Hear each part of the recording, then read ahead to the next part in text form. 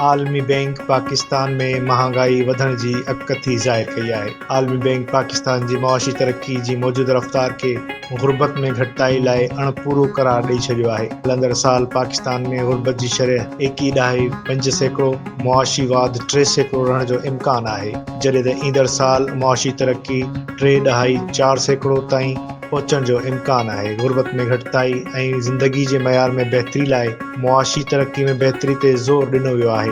आलमी बैंक पाकिस्तान बाबति रिपोर्ट जारी कई आहे, जंहिं में चयो वियो आहे त पाकिस्तान में हर साल 16 लख नौजवान रोज़गार लाइ मार्केट में अची रहिया आहिनि। आलमी बैंक मूजिबि पाकिस्तान में हलंदड़ माली साल महांगाई 7.2% रहण जो इम्कान आहे। ईंदड़ महांगाई घटिजी 6.8% ताईं रहण जो काथो लॻायो आहे। रिपोर्ट में पाकिस्तान जे मुख़्तलिफ़ शोबनि में जामिया सुधारनि ते ज़ोर ॾिनो वियो आहे। असां ॿीहर ॿुधाईंदा आहियूं त आलमी बैंक पाकिस्तान जी मुआशी तरक्की जी मौजूदा रफ़्तार खे गुर्बत में घटिताई लाइ अणपूरो करार ॾेई छॾियो आहे। हलंदड़ साल पाकिस्तान में गुर्बत जी शरह 21.5% ऐं मुआशी वाध 3% रहण जो इम्कान ज़ाहिर कयो वियो आहे।